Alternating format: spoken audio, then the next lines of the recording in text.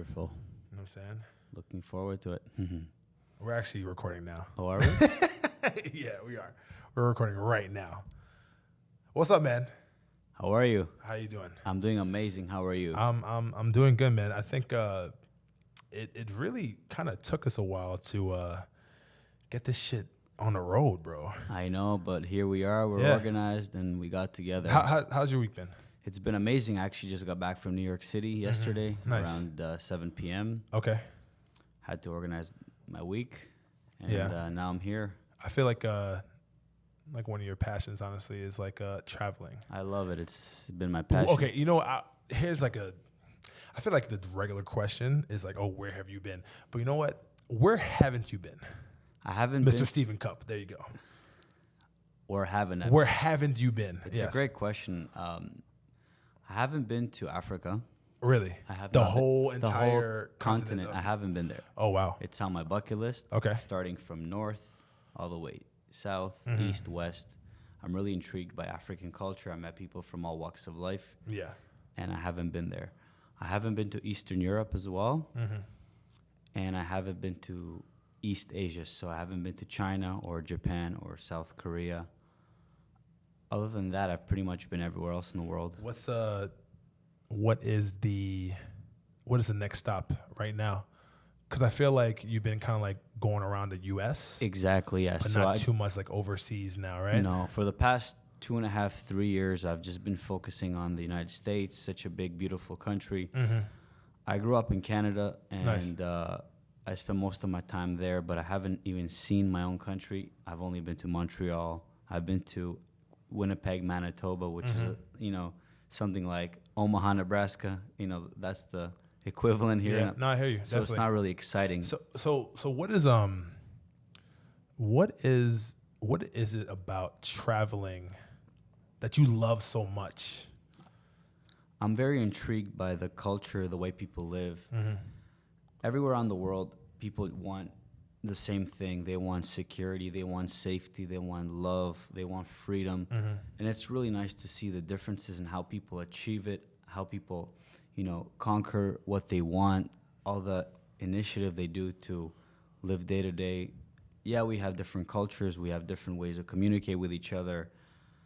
We have different ways to, show love and, our culture through food and communication. But at the end of the day, people, like I said, want the exact same thing for each other. They want to show the best of their country, the best of their culture, of their ethnicity, whatever the case may be. People are super proud of who they are, where they come from. And when I go to these places, I really like to interact with the locals one-on-one, really get to know them well. Like, for example, I was just in New York City, and I probably met, people from about 30 to 40 different countries. Oh, yeah. I mean, New York is a freaking melting pot, bro.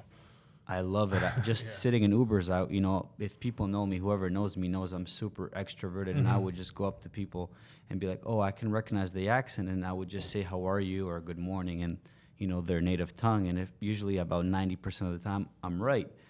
And I would just ask, for example, there's a few Uber drivers that I had that were from Uzbekistan. My father was actually born in that country, but I've never been there, and he left as a kid to Israel. And so what is your full ethnicity? So I'm born in Israel. Okay. I moved to Canada and Toronto when I was about 7 years old. Okay. And I've been in Miami for the past 3.5 years. So I'm dual Israeli Canadian citizen. I identify with both countries really well. They're both kind of unique, incredible cultures. Israel being like a very outgoing, super, aggressive kind of personality, while being Canadian is very grounded, very polite. Yeah, because you're not really an aggressive person. No, I'm not. Even though, I think from the outside, you kind of do look aggressive. Yeah. You know what I'm saying? Because people kind of mistake me for being arrogant or whatnot, maybe by my attitude or how I dress how I, speak to people in a way where I'm very confident. But it doesn't mean that, I'm arrogant at all. I try to be as nice and open because you're actually one of the coolest people I know, honestly.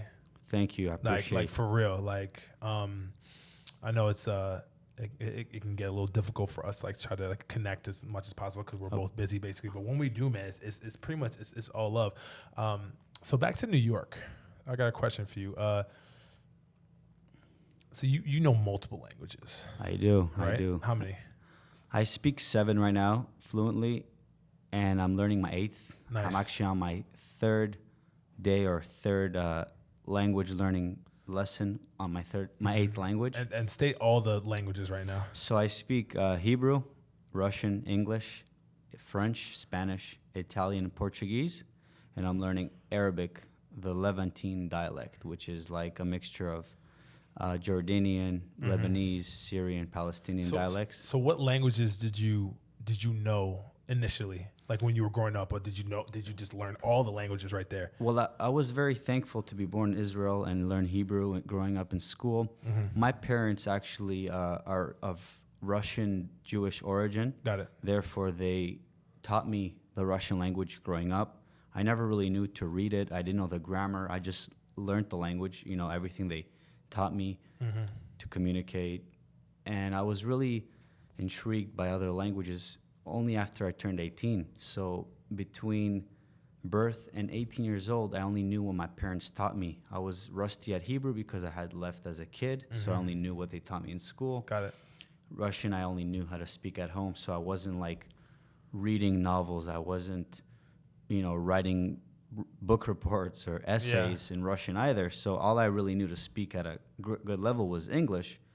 Only when I became infatuated with traveling, with meeting people, Toronto is just like New York, very multicultural, melting pot of amazing different people. And I grew up with people from Italian heritage, Greek heritage, Jewish heritage, Chinese heritage, Middle Eastern. So I was like around all these people, and I realized, wow, they're super exciting. What is it going to get from where I am to really get into their soul, to their heart? How am I going to interact with them? Yeah. So all the weight off their shoulder, will disappear, and I could kind of, speak to them and just connect to them on such a level that I've never done it before. So growing up, I just spoke English in school. I spoke Russian with my family. I spoke Hebrew with the friends that I was keeping in touch with up until, 10th grade, where I kind of assimilated more with the Jewish community in Toronto. And, I was able to practice Hebrew. I was able to, relearn the alphabet to a good reading level, speak it to a, maybe I'm not a native tongue like I was when I was younger, but I do speak it proficiently. I speak, and conduct business in Hebrew with no problem at all. Bro, languages are just so interesting to me, man. Like, it's really like the key, and like the key to like pretty much the world, honestly. You know what I'm saying? And I wonder why languages are, I guess, to people, because you're not to everybody, but I guess to most, maybe 90% people, languages are, especially new languages, are like so hard to grasp and to learn. I think it's more of like a mental block. Because I know you have the Fluent for what is it called? I have my company Fluent for Success. I do coaching. So what do you think are like the roadblocks when it comes to people who do want to learn a new language? Well, people don't want to invest the time, sometimes the money. Language learning is not like from, learning algebra or learning how to kind of, trade stocks or something like that. It's like a destination and a journey at the same time, because you kind of picture yourself, let's say, for example, you want to learn Spanish, you live in Miami, you're really intrigued by the Latin, culture, the woman, whatever you like, and you have an end goal, what you want, you have a really big push factor to do that. So you're going to wake up in the morning, instead of you spending 30 minutes swiping on Instagram, do a little Facebook, there's that, answer your emails. Yeah, we can definitely lose ourselves on freaking social media. It's either Happens it to either all of makes us. you or breaks you. Yeah, true. Yeah. If you don't use it for your benefit, whether it's networking, business, connections for business, it can consume you. Education, it definitely, you either consume by it or you use it for your benefit. And getting back to that, so if you can, dedicate time and say, listen, instead of being on social media for 2 hours today, I'm going to do it for an hour. I'm going to spend 30 minutes studying grammar and vocabulary in my target language. And then later that evening, 30 minutes doing creative language learning, whether you're going to Skype your friend in Mexico or Colombia, whatever, or you're going to watch YouTube videos in only Spanish, write down all the words that you understood, what you didn't understand, repeat it, translate it, and do it 3, 4, 5 times. Do you have a problem with these, like, I guess, learning languages quick apps? Always, okay, always. Please talk to me about that, because because here's the thing, because like, yes, let's say like I'm in Japan, right, and I have a freaking app right here, right, and then I am trying to find out certain things, like like Google Translate or like anything like that, right? And yes, I feel like these type of apps, like they do help you, but they only help you in the short term, not the long term. Exactly. And honestly, it's like, yo, you don't really even respect the language as it is, because it's like, you know what, cool, it's like a microwave type of deal where I can just try to get what I want, and then that's not even learning language. Like when I go to Japan, like I'm gonna take like, do you know Japanese? Or is that one of your thing? I don't speak Japanese, but it's definitely on my list. On my list, yeah. Nice, Before I'm 30, I'd like to speak 10 languges fluently. So like I said, how old are you? I just turned 27 2 weeks ago. Damn baby, man. Fuck. I'm 32, but you get it. But like when I go to friggin' Japan, like when I go, like I want to take at least 2, 3, 4, 5 months to actually learn the language and really indulge myself in the culture, But like, I don't know. I think with these apps, like, they just don't really respect the languages. So I just wanted to, what is your take on that? Basically, all in all, it's like, people trying to get rich quick schemes. True. Like Definitely. if I tell you, buy my course for $6.95, this, that, tomorrow you could learn how to invest in houses or stocks or whatever your thing is. Language learning, it's very possible to be proficient in 6 months is what I target with my clients. But I don't think going on an app, and I don't want to call out any apps because they're great for certain levels. I kind of did. Google, I love you. Okay, I love you, man. But sorry, I shouldn't say that word. So you'll never really learn if you translate phrases or sentences on Google Translate, because you don't know the structure of what you're translating. You don't speak the language it's translated in, so you don't know whether the pronoun should come in the beginning or in the middle. You don't know if the nouns are in that language are in the right place. The adjective should be, in that, kind of section of the sentence. So you don't know whether you're saying it right. What I recommend is downloading phrase books or buying phrase books. I always recommend to people who are going to a place where they've never traveled to or don't speak the language, pick up a phrase book such as Frommer's or Lonely Planet or BBC. They have great language learning phrase books based on your destination. So if you're learning Japanese, you can pick up, a book. You can learn the first 5 to 10 things you're going to learn. Yes, no, thank you, good morning. All those little things. Pick that up. Work on your, pronunciation. But when it comes to apps, you have to know which one to use based on your level. You're not going to become fluent using Duolingo. Sorry, Duolingo. It's a great app, but it's one of those brain teasers, quick vocabulary expansion, repetition apps. So it's all about basically it's all about retention.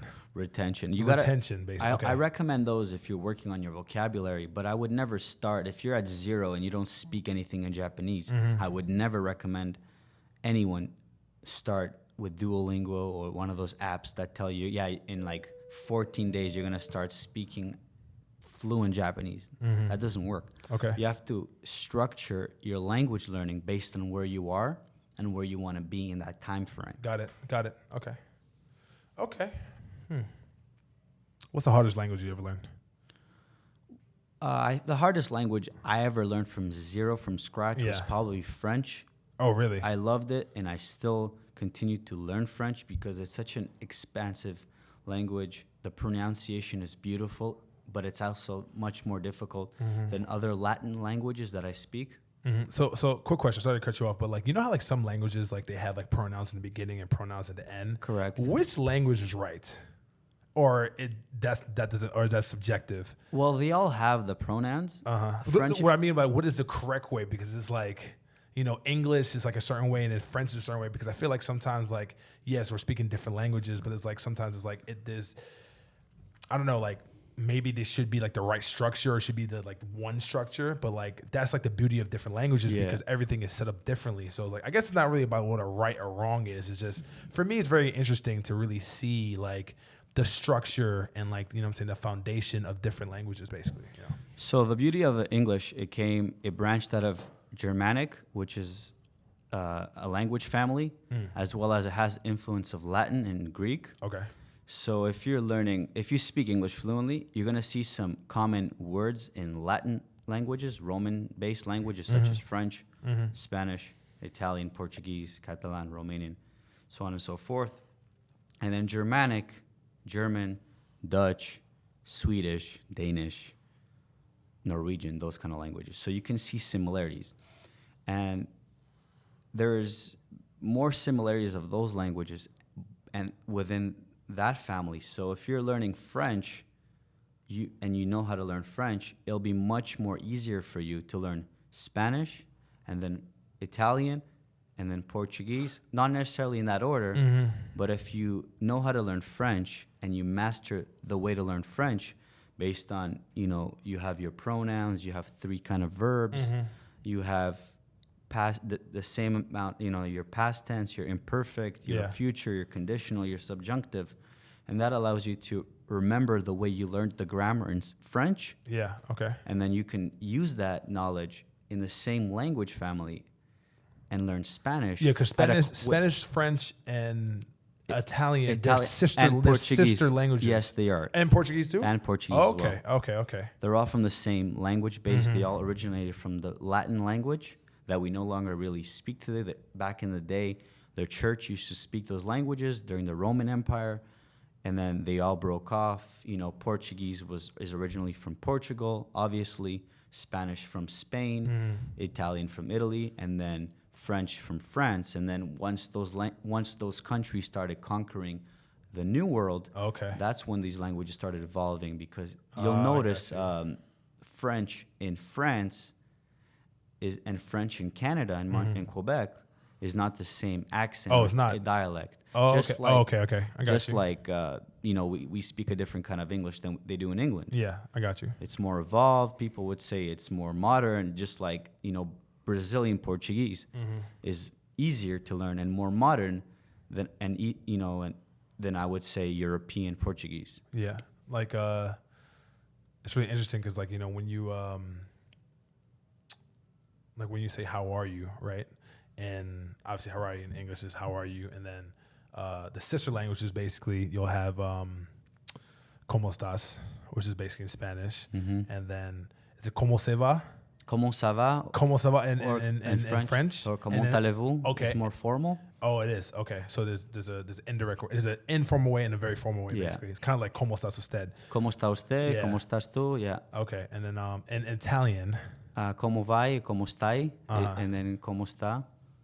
Okay. Is more formal. Okay. I got you. So with all these languages and your passion when it comes to like just learning new languages and traveling, like how beneficial is it basically to really learn all these languages while going all these other places? Because I feel like if people know the type of benefit that it will actually take to, maybe even take you or take, like these languages, that people would actually be learning a lot more languages. It's really beneficial. Yeah. For personal use. You can just make friends that much easier. Like if you speak Spanish, that's your native tongue, and I don't, and then the next guy does, it's that much more easier for him to connect to someone on a personal level, explain things, have a heart-to-heart. Even if, someone could go out and meet someone, that they're looking for, of another sex, same sex, whatever the case may be, someone that they're interested in, they can connect with them. And then when it comes to traveling, it helps you, stay on course, connect to the culture, connect to the people, not get ripped off. True. When it comes to, haggling, asking. And stay safe sometimes stay too. Safe for sure. Because that can save your ass. You can definitely explain yourself, get lost, find yourself, go to the hotel, bargain, haggle at the market, you know, ask for prices, make sure that they don't rip you off. It really helped me traveling South America, because if you look at me, I look like any white guy, you know, from you know, Yeah. North America, True. Europe, whatever. True. But speaking Spanish and surprising the locals automatically brought their guard down. They don't And then think they trust you, basically. They trust me, and they don't think of me as a walking ATM. Yeah. Do you have trouble with dialects and like certain like levels and branches of like Spanish and English? I mean, Spanish and you know, French and Italian, because like there are different types of Spanish. You know, like Exactly. there's the Castilian Spanish. Yeah, right. that's the one I speak. So I speak with a language. That's the more formal one, right? Like, not. I'm sorry. I don't want to be disrespectful. Like, not formal, but like, man, how can I say this? But without it's pissing people off. It's the original language. So Okay, it's the yeah, Spaniard. Spanish. Yes. Spain. It has the most formal way of speaking. Because some Spaniards, you know, from Spain, they get really like arrogant and they get really like proud. Like, yeah, we speak the best Spanish out of everybody. But then like, you know, that type of Spanish for me, I think it's more. I can get it, honestly. You know what I'm saying? Like, you know, I used to be really good at Spanish, but you know, I kind of fell off. Me living in freaking Miami for 10 years, that's a disgrace. But we're gonna, you know what, we're gonna work on that. Of course, together, I'm gonna help you out. Please, yeah. But like for instance, like there's a difference between like, you know, Colombian Spanish, Correct. which I think either Colombian and Castilian, I think both of them, they probably speak the smoothest, I think, and I understand them, you know, as opposed to like Panamanian. Like Dominican Spanish. It's super quick, and if you don't speak Spanish, I would no. never recommend any beginner to go learn Dominican. Like I know or Dominican, Puerto Rican I know Spanish. Dominicans. I mean, my grandparents are Dominican. You know what I'm saying? Well, God rest their soul, but like, yeah, because it's like, you know, you have like como estás, right? And then you have like que tal, which is like, you know, like the ¿Qué tal? Yeah, it's more like what's up. What's up? But then like in Dominican Spanish, like que lo que. You know what I'm saying? So it's like. It's like a street slang. Yeah, you know but here in everything is Miami. kind of like, you know, just mixed up when it comes to Dominican Spanish. Like, it's beautiful, I think. It's I'm very, very like intrigued and very, very like interested, and actually I admire like Dominican Spanish because it's so freaking fast. Like, okay, better question. What's the fastest Spanish that you think is out there? Like, they talk like a mile a minute. I know, but I want your opinion. From my experience, From your experience, yeah. I've been, you know, to most Spanish-speaking countries. There's a few I haven't been to. I haven't been to Venezuela. I haven't been to like Honduras, El Salvador. But I've been to basically every other Spanish-speaking place. And people from Madrid, they're really quick. People from Chile, if you don't speak Spanish at a native or fluent level, you will not understand a lot of Chileans if they don't accommodate you in a neutral accent. They have to kind of like, you know, slow it down. Yeah, and break it down Chileans for you. are very I got you. quick. They're known to kind of cut off the last few letters in the words. But if you speak Spanish, you'll understand them. Also, the Caribbeans, you know, Cubans, Puerto Ricans, Dominicans are super, super fast at speaking. And then Argentinians are just kind of in their own dialect pronunciation group as well. And if you don't speak Spanish previously, it's going to be kind of hard for you to understand what they're saying, because the two L's in Argentinian accent become a sh as opposed to a ye, like in Castilian Spanish or, you know, Colombia, for example. Okay. So I always recommend, if you're learning Spanish, avoid the Caribbean, avoid Chile, and avoid super fast parts of Spain. Like Until you're Andalusia. able to basically Exactly. know the full language. Exactly, And that's like an elevated, like, you know, more advanced Spanish, basically. Exactly. So once you have like a C2 to B1 level, you know, there's you know, the CFL basically rated where you are. You have A1, A2, B1, B2, C1, C2. C2, you're like a native speaker, experts. A1, you just started learning. Okay. So once you're kind of intermediate, I recommend, yeah, of course, you got to explore different accents, see what you like. Because if you're American, you're learning how to speak the language. Yeah. You can choose what accent you want to be known for. Like for me, when I speak to Latinos or Spaniards or other people, they really assume I'm from Spain. And I'm not. I learned the language when I was 18 years old. Yeah, I got you. I just really worked on it, on my pronunciation every time I would mimic a Spanish speaker from the Castilian region so I can sound like them, because I really like the way it sounds. And not to say I have multiple personalities because that's kind of negative, but every time I speak Spanish, I really feel like I'm from there. I really understand their culture. I really understand everything they do, the way they live. I watch their movies. I connect with them. When I have friends from Spain, I really feel like we're both in the same place, although I'm Israeli Canadian, and frankly, I was not born in Spain. Okay. All right, that's dope. That's dope. So, because I know we only got like a couple more minutes, but just like, quick advice, whatever, when it comes to people who want to learn languages, who wants to travel, basically, like, Of course, guys. So immersion is very, very important. You want to be around people that will motivate you, inspire you to learn that language. So if it's for a loved one, special someone, it's very easy because you know that if you learn their language, you're going to be with them. Your life will be much more easy with them. If it's for business reasons and a nice paycheck, you know that it's going to be super important for you to learn that language, get that sales job. If you're in real estate or sales or whatever the case is, you open up a whole other market that you previously have untouched. And that will make you money, guys. It's all about making money, making connections, being loved, giving love freely. And learning languages is a long-term investment. I know a lot of people just invest for short-term reasons, or if they don't see a return tomorrow, then it's not worth it. Mm-hmm. But learning a language, investing in language coaching with me or someone else, paying for professional advice will help you that much more and take you to your goal way quicker. Read every day. Spend 30 minutes on YouTube if you can every day. Practice, pronunciate, learn the alphabet, and I promise you guys, in 6 months, you will go from nothing to something and you will learn the language. My man, I really appreciate the conversation, man. And definitely the insight, man. I definitely learned a lot, and I think these viewers definitely learned a lot as well too. Yeah. So where can we find you? Just put shameless plugs. Instagram at Fluent 4 Success. I have a YouTube channel. It's also Fluent 4 Success.